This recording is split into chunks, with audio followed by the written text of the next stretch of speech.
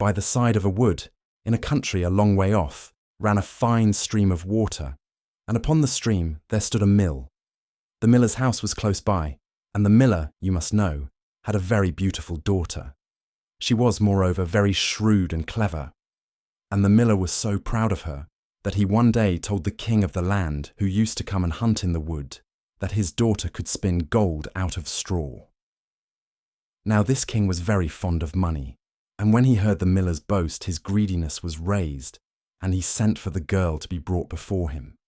Then he led her to a chamber in his palace, where there was a great heap of straw, and gave her a spinning wheel, and said, "All this must be spun into gold before morning, as you love your life."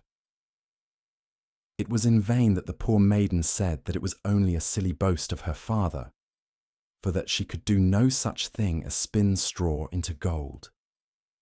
The chamber door was locked, and she was left alone.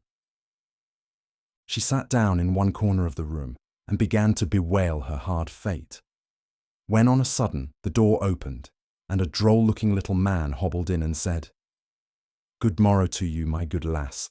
What are you weeping for?" "Alas," said she, "I must spin this straw into gold, and I know not how." "What will you give me," said the hobgoblin, "to do it for you?" "My necklace," replied the maiden. He took her at her word, and sat himself down to the wheel, and whistled and sang, round about, lo and behold, reel away, straw into gold. And round about the wheel went merrily. The work was quickly done, and the straw was all spun into gold. When the king came and saw this, he was greatly astonished and pleased, but his heart grew still more greedy of gain, and he shut up the poor miller's daughter again with a fresh task. Then she knew not what to do, and sat down once more to weep. But the dwarf soon opened the door and said, "What will you give me to do your task?" "The ring on my finger," said she. So her little friend took the ring, and began to work at the wheel again, and whistled and sang, round about, lo and behold, reel away, straw into gold, till, long before morning, all was done again. The king was greatly delighted to see all this glittering treasure, but still he had not enough. So he took the miller's daughter to a yet larger heap, and said, "All this must be spun tonight, and if it is, you shall be my queen." As soon as she was alone, that dwarf came in and said, "What will you give me to spin gold for you this third time?" "I have nothing left," said she. "Then say you will give me," said the little man, "the first little child that you may have when you are queen." "That may never be," thought the miller's daughter, and as she knew no other way to get her task done, she said she would do what he asked. Round went the wheel again to the old song, and the mannikin once more spun the heap into gold. The king came in the morning, and finding all he wanted was forced to keep his word, so he married the miller's daughter, and she really became queen. At the birth of her first little child, she was very glad, and forgot the dwarf and what she had said. But one day, he came into her room, where she was sitting playing with her baby, and put her in mind of it. Then she grieved sorely at her misfortune, and said she would give him all the wealth of the kingdom if he would let her off, but in vain, till at last her tears softened him, and he said, "I will give you 3 days' grace, and if during that time you tell me my name, you shall keep your child." Now the queen lay awake all night, thinking of all the odd names that she had ever heard, and she sent messengers all over the land to find out new ones.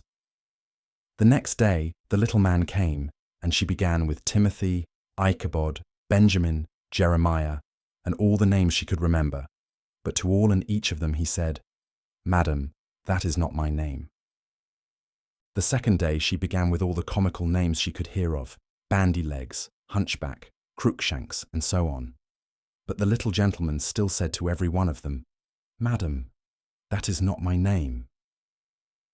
The third day, one of the messengers came back and said, "I have travelled 2 days without hearing of any other names, but yesterday, as I was climbing a high hill, among the trees of the forest where the fox and the hare bid each other good night, I saw a little hut, and before the hut burnt a fire, and round about the fire a funny little dwarf was dancing upon one leg, and singing, "Merrily the feast I'll make.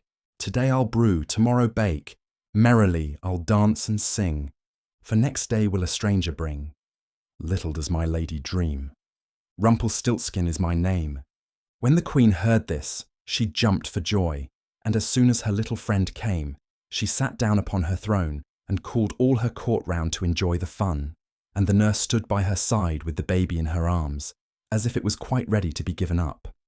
Then the little man began to chuckle at the thought of having the poor child to take home with him to his hut in the woods, and he cried out, "Now, lady, what is my name?" "Is it John?" asked she. "No, madam." "Is it Tom?" "No, madam." "Is it Jemmy?" "It is not." "Can your name be Rumpelstiltskin?" said the lady slyly. "Some witch told you that. Some witch told you that," cried the little man, and dashed his right foot in a rage so deep into the floor that he was forced to lay hold of it with both hands to pull it out. Then he made the best of his way off, while the nurse laughed and the baby crowed, and all the court jeered at him for having had so much trouble for nothing, and said, "We wish you a very good morning, and a merry feast, Mr. Rumpelstiltskin." Enjoyed the story? I post new audiobooks every week, so don't forget to hit subscribe and turn on notifications so you never miss one. I'd love to hear your thoughts. Drop a comment below and let me know what you thought of this story, or suggest what you'd like to hear next. Before you go, please consider treating yourself to a free audiobook on Audible. Just click the link in the description, start your free trial, and dive into thousands of classics. No strings attached, your first book is free, and it helps support the channel. Happy listening.